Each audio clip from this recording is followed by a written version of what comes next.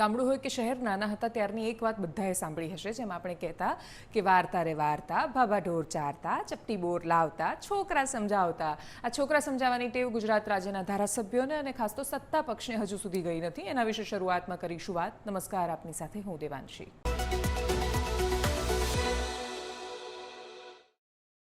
ગુજરાત રાજ્યની વિધાનસભા ચોમાસુ સત્ર માંડ 3 દિવસનો મળતો સમય, એ 3 દિવસમાં પણ માંડ 1 કલાકનો પ્રશ્નોત્તરી માટે મળતો સમય, અને એ પ્રશ્નોત્તરીમાં પણ ગુજરાત રાજ્યની વિધાનસભામાં 3-3 લાખ લોકોનું એક માણસ પ્રતિનિધિત્વ કરતો હોય એટલી જવાબદારીવાળા માણસો જનતાને કેટલી હદ સુધી મૂરખ, ડોબી, ગમાર અને એને કશી જ ખબર નથી પડતી અથવા એને કશી જ પડી નથી એવું સમજે છે, એનું ઉદાહરણ એ છે કે વર્ષોથી ગુજરાતની વિધાનસભામાં એ પરંપરા બની ગઈ છે.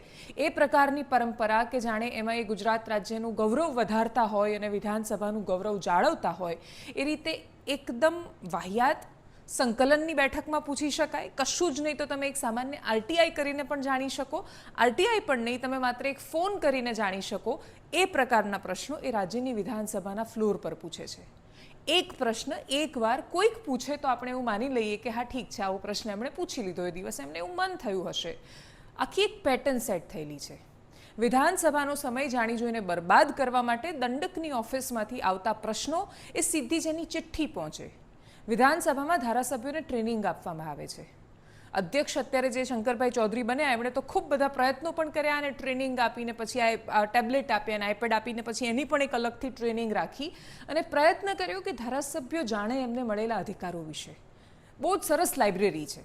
તો એવું ઈચ્છે છે કે ખૂબ બધું વાંચે ધારાસભ્યો અને વાંચ્યા પછી એમને મળેલા અધિકારોનો ઉપયોગ કરે અને પછી એ વિધાનસભામાં પોતાના ક્ષેત્ર માટે અવાજ ઉઠાવે. કયા પ્રકારનો અવાજ ઉઠી રહ્યું છે? આમ આદમી પાર્ટીમાંથી ચૂંટાયેલા અને વિસાવદરના ધારાસભ્ય ગોપાલ ઇટાલિયાએ એક સાથે ફેસબુક પર ખૂબ બધા પ્રશ્નો મૂક્યા અને એ આજના દિવસે ગુજરાતની વિધાનસભામાં પૂછાયેલા પ્રશ્નોના ઉદાહરણ છે. એમણે લખ્યું છે કે આજના સ્ક્રિપ્ટેડ પ્રશ્નો ભાગ 4 એટલે ઓલરેડી ભાગ 3 એ બતાવી ચૂક્યા છે અને એમાં એમનો આરોપ છે કે પ્રશ્ન પૂછવાની સમય મર્યાદા 1 કલાક હોય છે. ભારતીય જનતા પાર્ટીના તમામ ધારાસભ્યો એક જ પ્રશ્ન અનેક વખત પૂછીને પ્રશ્નકાળનો 1 કલાકનો સમય વેડફી નાખવાનું આયોજનબદ્ધ ષડયંત્ર કરી રહ્યા છે. જો તમે વર્તમાન સ્થિતિમાં ગુજરાત રાજ્યની વિધાનસભામાં જાઓ, જે પક્ષની પાસે 162 ધારાસભ્ય હોય, 182માંથી 162 ધારાસભ્યનું જેની પાસે આટલું અદ્વિતીય સંખ્યાબળ હોય, જે ગુજરાત રાજ્યના ઇતિહાસમાં ક્યારેય કોઈ પક્ષને કોઈએ નથી આપ્યું, એ શક્તિબળનો ઉપયોગ એ શું કરી રહ્યા છે? તો પ્રશ્ન પૂછી રહ્યા છે કે સુરત જિલ્લામાં કાનૂની માપ વિજ્ઞાન તંત્ર દ્વારા વ્યાપારી એકમો સામે કાર્યવાહી. આ પ્રશ્ન મોહનભાઈ ડોડિયાએ પૂછ્યો. સુરતનું વલસાડ કરીને આ પ્રશ્ન ડૉક્ટર જયરામભાઈ ગામિતે કર્યો. પછી વડોદરામાં શૈલેષભાઈ મહેતાએ કર્યો. જનકભાઈ તળાવિયાએ અમરેલી કરી દીધું. બાબુ જમનાએ અમદાવાદ કર્યું. પાછું મનુભાઈ પટેલને થયું કે સુરતનો પેલો જવાબ છે કદાચ એમને અલગ મળે ને મને અલગ મળે તો, એટલે એનો એ પ્રશ્ન પાછો એમણે સુરતમાં સેમ પ્રશ્ન ડિટ્ટો એ પ્રશ્ન એ ધારાસભ્યએ ફરીથી કર્યો. કચ્છનો પ્રશ્ન પ્રદ્યુમનસિંહ જાડેજાએ કર્યો. કનુભાઈ પટેલે અમદાવાદનો પ્રશ્ન કર્યો. વડોદરાનો કેતન ઇનામદારે કર્યો. મોહન ટોંકણીએ વલસાડનો કર્યો, ફરીથી કર્યો. વિરેન્દ્રસિંહ જાડેજાએ પણ એ જ પ્રશ્ન કર્યો જે પ્રદ્યુમનસિંહ જાડેજાએ કર્યો. જાણે કચ્છ એમના માટે અલગ હશે ને આમના માટે અલગ હશે, જવાબ કદાચ એમને અલગ મળવાનો હશે. આ રાકેશભાઈ કરી રહ્યા છે, આ મેઘજીભાઈ કરી રહ્યા છે, આ ચૈતન્યસિંહ ઝાલા કરી રહ્યા છે અને આમ ચાલ્યા જ કરે છે, ચાલ્યા જ કરે છે.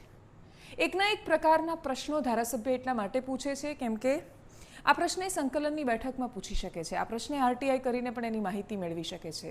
ગુજરાત રાજ્યની વિધાનસભામાં જ પૂછાવો અને ત્યાંથી જ જાણવો જરૂરી હોય એવો પ્રશ્ન હોય તો પણ એકના એક પ્રશ્ન અનેક ધારાસભ્ય કરે ત્યારે એ વિધાનસભામાં આ માત્ર નાણાંના વ્યયનો સવાલ નથી, એમને મળેલી સત્તાનો પણ વ્યય કરી રહ્યા છે.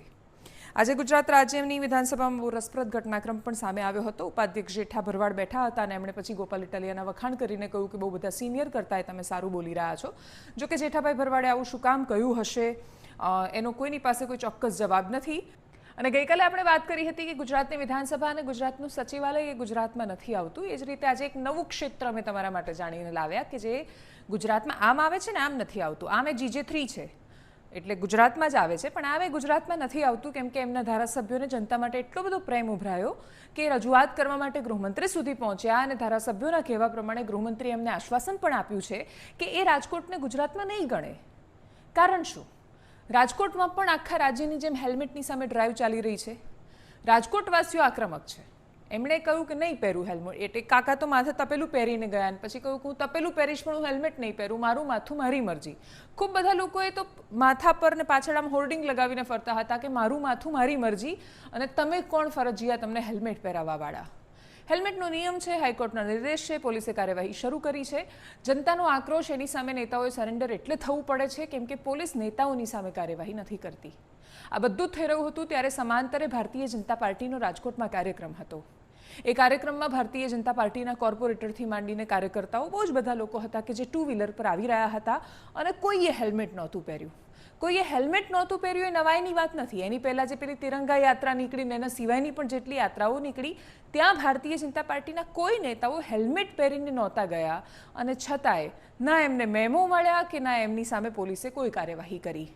જે સામાન્ય જનતા કેટલાય સમયથી બોલી રહી છે અને જે પોલીસ વારંવાર પ્રયત્ન કરીને એ કામને સાર્થક કરી રહી છે કે સામાન્ય જનતા આગળ સિંગમ બનતા પોલીસના અધિકારીઓ ભારતીય જનતા પાર્ટીના નેતાઓ આગળ લિટરલી ચિંગમ બની જતા હોય છે. રાજકોટ પોલીસે પણ એ જ સાબિત કર્યું.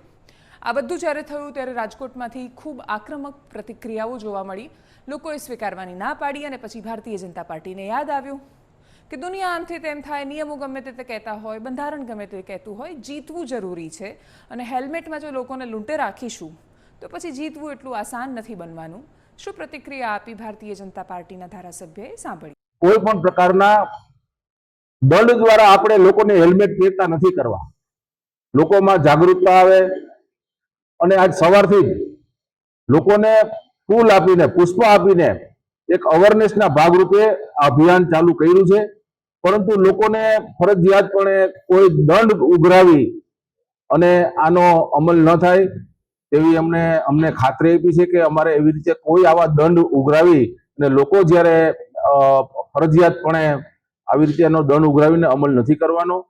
તો રાજકોટની જનતા પણ વિનંતી છે કે છેવટે હેલ્મેટ છે આપણી સુરક્ષા માટે છે.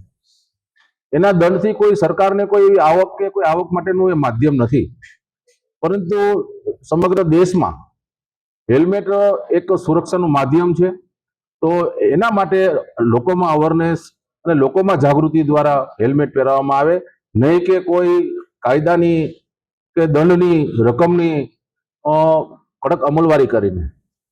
તો માનનીય ગૃહ રાજ્યમંત્રી શ્રી હર્ષભાઈએ અમને આશ્વાસન આપ્યું છે કે રાજકોટની જનતા સાથે સરકાર સાથે છે અને કોઈ પણ પ્રકારના ફરજિયાતપણે અત્યારે કોઈ એવી વસ્તુ નહીં કરવામાં આવે કે લોકો હેરાન થાય. પરંતુ ભવિષ્યમાં પણ લોકોમાં જાગૃતિ ફેલાવી અને લોકોને અવેરનેસથી સમજાવી અને લોકો હેલ્મેટ પહેરે એના માટેના પ્રયત્ન કરવામાં આવશે. માથું બચાવવા માટે હેલ્મેટ પહેરવાની સલાહ આપતી સરકાર અને હેલ્મેટ તમે ન પહેરો તો સરકાર તમારી એટલી બધી દરકારને ચિંતા કરે, 1000-2000ના મેમો ફાડે તમારા. જો તમે પોલીસને પૈસા આપીને નીકળી જાઓ તો તમારે 200માં એ પતે. પણ ટૂંકમાં સરકાર એટલી બધી ચિંતા કરે છે તમારી, તો એ સરકાર ખાડાની ચિંતા કેમ નથી કરતી? રસ્તાની ચિંતા કેમ નથી કરતી? ગુજરાતના કોઈ પણ મહાનગરોને જોડતા રસ્તા તમે જોઈ લો, હાઈ તોબા, અતિશય ખરાબ હાલત છે રસ્તાની. શહેરની અંદર જે રસ્તાઓ છે એમાં ખાડામાં રસ્તા છે કે રસ્તામાં ખાડા, એનું બધાને કન્ફ્યુઝન છે. લોકો બહુ જ સ્વાભાવિક રીતે પ્રશ્ન કરે છે કે તમે તમારું કોઈ જ કર્તવ્ય નથી નિભાવતા અને અપેક્ષા રાખો છો કે નાગરિકો દરેક કર્તવ્ય નિભાવે. એ બંને કેવી રીતે એકસાથે ચાલવાનું છે? અસમાનતાની ખાઈ વધવા માંડે ત્યારે નાગરિકો એક દિવસ પ્રશ્ન કરતા હોય છે. ગુજરાત રાજ્યમાં એ પ્રકારની સ્થિતિ નથી કે લોકો આમ ખોંખારીને ખાડા માટે સવાલ કરે, પણ છતાંય ખૂબ બધા વિડીયો સામે આવી રહ્યા છે. કોઈ કહી રહ્યું છે કે એક ખાડો માને નામ પૂરી દો, કોઈ કહી રહ્યું છે ગાંધીનગરમાં જે તે સમયે જોવા મળ્યું હતું ને એ સિવાય ગુજરાત રાજ્યના અલગ અલગ સ્થળોએ જોવા મળ્યું કે લોકો હવે ખાડામાં ભારતીય જનતા પાર્ટીના ઝંડા રોપવા માંડ્યા છે કે આ ખાડો હવે તમારે નામ. કોમેડિયન છે ચિરાયુ મિસ્ત્રી વડોદરામાંથી પસાર થઈ રહ્યા હતા. વડોદરાના ખાડાના એમને દીદાર દર્શન કરાવ્યા છે. કરીએ એના પર નજર. વડોદરાના આપણા રસ્તા એટલા ખરાબ છે ને કે અમુક વાર તો પોતાના પર જ ગુસ્સો આવે કે હું લેવા ટેક્સ ભરું જ છું. એક વરસાદમાં ધોવાઈ જાય. વિચાર કરો, અમેરિકાને બધે પેલા લોકોનો મુદ્દો જ અલગ છે હવે લડવાનો કે ટ્રાન્સ લોકો ને પેલું ઇક્વાલિટી ને. આપણે થઈ તો આ રોડમાંથી ઊંચા આવીએ તો બીજા મુદ્દા ઊંચા આવે ને, કારણ કે પેલા ટ્રાન્સ ને પણ આના પર જ ગાડી ચલાવવી પડશે અને કેડ તો એમની બી દુખે જ. જો આવજી એક ખાડોમાં મારું ગ્રીન સિગ્નલ છે, સોરી સર. એટલે હું પેલા ફેવરમાં છું કે આપણો દેશ છે, આપણે જ પ્રગતિમાં યોગદાન આપવું જોઈએ, ઠીક છે લા. પણ હવે રોડ તો હું જાતે ના પાથરવા બે શકું ને યાર. આઉટસોર્સ કરીને મેં તમને રૂપિયો આલ્યો છે. આ 2025 બી મારે હજી આ ખાડા પર જ ધ્યાન આપવું પડે તો હું આજે અહીંયા દેખાશે થોડું. દેખાય ખાડા? 5G નો ડેટા છે પણ ફોન જ આમ થઈને હાથમાંથી ઉડી જાય તો પછી શું કામનું? અને આપણે બી ગગા જ છીએ. આપણા બધાની પ્રાયોરિટી પેલું ધર્મ ને ડિબેટ ને એ જ બધામાં આપણો આખો દિવસ નીકળી જાય કે રશિયા યુક્રેન hatte હું કર્યું. અલા તારા ઘરની નીચે નાકા પર પેલો ખાડો છે એનું તું જો ને. એ રશિયન મિસાઇલને લીધે નહીં થયું, એ હરખું ડાંબર નહીં પાથર્યું એના લીધે થયું. એવું નહીં કે બધા ભેગા થઈને પેલા વોર્ડમાં જઈને અરજી નાખીએ કે ભાઈ આ રોડ કરાવી દો ને, અમારા 100 લોકોની કેટ તૂટી ગઈ છે. હજુ પણ જોજો, એ 100 લોકો અરજી લઈને લખવા તો નહીં જ જાય. આ રીલના કોમેન્ટમાં ચાલુ પડી જશે કે અરે તને બહુ આવડે છે, કરાચી જતો રહે. અલા ભાઈ એ કેટલું દૂર પડે ખબર તને? અને આ ગાડી એટલું એવરેજ નહીં આપતી. અને નહીં જવું લા મારે કરાચી. શું છે ભાઈ? તું જા, તા બાંધ લેતો જા. કોઈ પ્રોબ્લેમ બતાવીએ તો કે અરે પણ ત્યાં તો આવું છે. અલા ભાઈ ગાંડા જેવી વાતો. ભગવાને આટલું મોટું મગજ આપ્યું છે, એનામાં બસ રહેવું છે રીલ જોઈ જોઈને. એટલે આ વાડી સારી છે એવું નહીં કેતો. દર વર્ષે ખાડો કંટાળ્યો યાર. શાંતિથી ગાડી નહીં ચલાવાતી યાર. આખું આમ ખરબચડું ઉપર નીચે થઈ જાય. અલકા યાજ્ઞિક નું ગીત સાંભળું, નેહા કક્કડ જેવું સંભળાય છે. એક તો આ પબ્લિક ને મગર જોવા સિવાય ચેન નહીં બ્રિજ ઉપરથી. ચિંતા ના કરો, એ નદી ઉભરાશે એટલે આવશે જ. હા, બહાર ઘર આંગણે સુધી આવશે. પોતાનું જ હાડકું કાઢીને એને ફેંકજો કે લલિતા ગો ફેચ બેટા. હું આમ બહુ શાંત સ્વભાવનો માણસ છું, પણ સેજ તો અકળાવ કે નહીં કોઈ વાર. એ જ નદીમાં કાકા ને માસીઓ કચરો નાખતા હોય છે. અને પાણી અને કચરા પેટીમાં ફરક જ નહીં ખબર પડતો. આમ હું બહુ શાંત માણસ છું, કીધું ને. અમુક વાર આમ ઉભરો આવી જાય છે. એટલે ઓથોરિટી પબ્લિક બંને ઉપર હજી એમની સ્ક્વિડ ગેમ પતતી નહીં. દર વખતે એક જ ખોદેલી જગ્યાએ વર્ષમાં 3-4 વાર ખોદીને જતા રહે છે. કેટલું ખોદવાનું યાર? આર યુ ડિગ્લેટ પોકેમોન છો તમે? મસ્તી જ કર્યા કરતા હોય બધા. અને બી ખબર છે દેશ મોટું છે, વાર લાગે વસ્તુને. પણ હું રાતોરાત તમારી પાસે ફ્લાયઓવર નહીં માંગતો. ખાલી ફ્લાય અંડરમાં હરખો ડાંબર પાથરવાનો કહું છું. એટલે કઈ નહીં, હું તો આ રેસ્ટોરન્ટ પર ખાવાનું લેવા આવેલો. સારું છે કારમાં આવ્યો. સ્કૂટી પર ભીંજાતે પણ અને કમર બી દુખતે અલગ.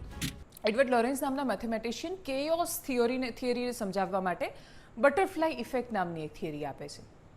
રામધારી દિનકર પોતાના કુરુક્ષેત્ર નામની કવિતામાં કહે છે કે ચિનગારી કોઈક ભડકે છે ત્યારે યુદ્ધનું કારણ ભલે જે લોકો નિમિત્ત બનીને આવે છે દરેક વખતે એ નથી હોતા.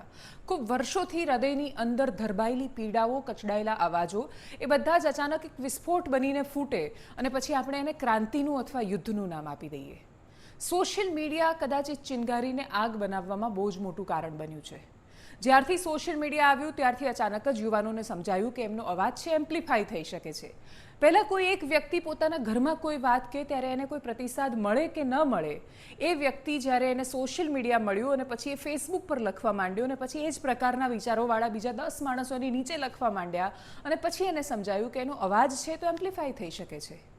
2008માં અમેરિકામાં આવેલા રિસેશન, આખી દુનિયામાં આવેલી મંદી પછી જે બેરોજગારી અને આર્થિક અસલામતી આખી દુનિયામાં ફેલાઈ, 2010માં સોશિયલ મીડિયાએ બેરોજગારી અને ભ્રષ્ટાચારના એ અવાજને બુલંદીથી વેગ આપ્યો.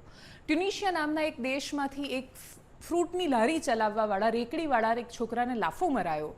પોલીસ અધિકારીને લાંચ ન આપી શક્યો તો એની લારી બંધ કરી દેવાઈ.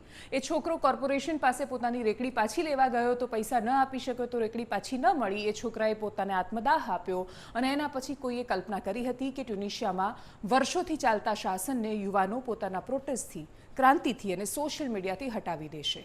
આરબ સ્પ્રિંગની શરૂઆત હતી. ટ્યુનિશિયામાં 23 વર્ષથી શાસન કરતા બેન અલીની સરકારને યુવાનોએ પાડી દીધી. પણ ટ્યુનિશિયામાં જે થયું એની અસર બાકીના રાષ્ટ્રો પર પણ દેખાઈ.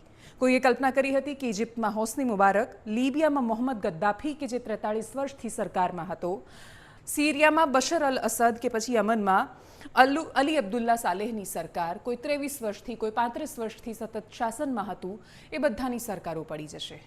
યુએઈ, કતર અને સાઉદી અરેબિયા જેવા દેશો એટલા માટે અપવાદો રહ્યા કેમ કે એમના રાજતંત્રએ પોતાના આધિપત્યને અને તાનાશાહીને બચાવવા માટે લોકતંત્રનો એક નવો ચહેરો અપનાવ્યો અને પછી એમણે પોતાના દેશમાં બદલાવોની શરૂઆત કરી. એ પરિવર્તનોએ રાજાશાહી હોવા છતાં, રાજતંત્ર હોવા છતાં લાવી શક્યા, જેમણે આ દેશોને આરબ વર્લ્ડમાં, આરબ દુનિયામાં, આખા વિશ્વની સામે પોતાને અલગ તરી આવે છે એ રીતે પ્રસ્થાપિત કર્યા. પણ ટ્યુનિશિયામાં જે થયું એ ટ્યુનિશિયાના લોકતંત્રને બાદ કરતા સિરિયામાં કે પછી યમનમાં કે લીબિયામાં શું આરબ સ્પ્રિંગ પછી, આરબમાં આવેલી વસંતની શરૂઆત પછી ક્યાંય શાંતિ સ્થપાઈ? સોશિયલ મીડિયા આંદોલન કરાવી દે છે, સોશિયલ મીડિયા સરકારો ચલાવતા નથી શીખવતું. અને એટલે જ આ આરબ વર્લ્ડમાં જે એક સમયે આરબ સ્પ્રિંગની જેમ કહેવાયું કે એમણે ગદ્દાફીને મારી નાખ્યો છે અને ગદ્દાફીના શાસનનો અંત આણ્યો છે, પોતાના દેશના 43 વર્ષથી શાસન કરતા રાષ્ટ્રાધ્યક્ષને રસ્તામાં લોકોએ માર્યો છે, એના પછી ત્યાં થઈ શું રહ્યું છે? આરબ દુનિયામાં તો શાંતિ નથી. એની જગ્યા એ આખો ઝઘડો કે જે બેરોજગારી અને ભ્રષ્ટાચારના નામ પર ઊભો થયો હતો એ તો શિયા સુન્નીનો ઝઘડો બનીને રહ્યો. અને આરબ વર્લ્ડમાં શું થઈ રહ્યું છે દુનિયાની સામે છે. કેવી રીતે ઇસ્લામિક એક્સ્ટ્રીમિઝમનો એ ભોગ બન્યા અને કેવી રીતે એ કટ્ટર આતંકવાદનો ભોગ બનેલા દેશોએ છેલ્લે પોતાની જ સત્તા બનાવી દીધી અને પોતે અલગ પ્રકારના તાનાશાહ બન્યા. એના પછી શ્રીલંકામાં એની શરૂઆત થઈ. શ્રીલંકામાં લોકો પ્રધાનમંત્રીના રાષ્ટ્રપતિના ઘરમાં ઘૂસ્યા, શાસકોને મારવામાં આવ્યા, અધિકારીઓને મારવામાં આવ્યા. 2 વર્ષ થયા હતા અને એ જ પ્રકારના દ્રશ્યો તમને બાંગ્લાદેશમાંથી એનું પુનરાવર્તન થતું દેખાયું. અને હજુ એ ઘટનાને 2 વર્ષ નથી થયા. બાંગ્લાદેશમાં સ્થિરતા નથી. આંદોલન કરીને તમે પોતાના રાષ્ટ્રાધ્યક્ષોને દેશની બહાર કાઢી શકો છો, લોકોને મારી શકો છો અને પોતાના રાષ્ટ્રપિતાના પૂતળા સળગાવી શકો છો અને પૂતળા પર પેશાબ કરી શકો છો, પણ પછી એનાથી દેશ નથી ચલાવી શકાતો. નેપાળમાં પૂર્વ પ્રધાનમંત્રીના પત્નીને જીવતા સળગાવી દેવામાં આવ્યા છે. મંત્રીઓને લોકો રસ્તા પર દોડાવીને મારી રહ્યા છે. પૂર્વ પ્રધાનમંત્રીને ખૂબ બેરહેમીથી મારવામાં આવ્યા છે, ગંભીર રીતે ઇજાગ્રસ્ત છે. મીડિયા સંસ્થાનોને સળગાવી દેવામાં આવ્યા છે. પ્રધાનમંત્રી કેપી શર્મા ઓલીએ રાજીનામું આપી દીધું છે. રાષ્ટ્રપતિએ પદ નથી છોડ્યું. એ આંદોલનકારીઓ સાથે મંત્રણા કરી રહ્યા છે. જેનઝી પ્રોટેસ્ટ એવું એને નામ અપાયું છે. એવી જનરેશન કે જે અત્યાર સુધી માત્ર દુનિયાની નજરમાં ટીકાનો સામનો કરતી હતી. એવું કહેવાતું હતું કે એને ગંભીરતા નથી. એ સોશિયલ મીડિયા નામે ગંભીરતાને લઈને મેદાને આવ્યા અને પછી હવે કહી રહ્યા છે કે ખાલી ફેસબુક બંધ કર્યું એટલા માટે અમે વિરોધ નથી કરી રહ્યા. આ અમારા ફ્રીડમ ઓફ એક્સપ્રેશનનો સવાલ હતો. અમારી બોલવાની, અભિવ્યક્તિની આઝાદી પર મરાયેલી તરાપનો સવાલ હતો. અમે ભ્રષ્ટાચારની સામે લડી રહ્યા છીએ. અમે કુવ્યવસ્થા સામે લડી રહ્યા છીએ. અમે કુશાસન સામે લડી રહ્યા છીએ અને અમે સરકાર બદલીને કશુંક સારું કરવા માંગીએ છીએ.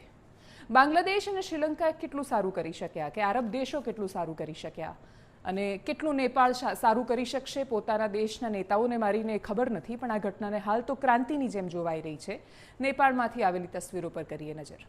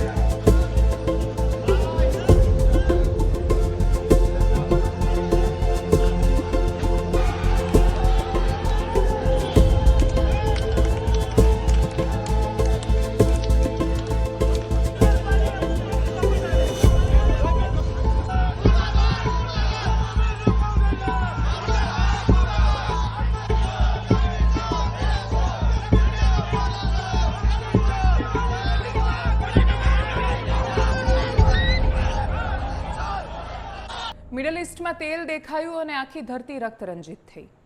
બાંગ્લાદેશ કે પછી આજુબાજુના કોઈ પણ દેશ, એશિયન દેશો બહુ તાકાત બનીને ઉભરશે એવું જેવું લાગ્યું કે તરત જ એશિયાના એક પછી એક દેશોની સત્તાઓ અસ્થિર થવા માંડી. અહીંયા તો લોકતંત્ર હતું ને છતાંય અસ્થિર થવા માંડ્યું.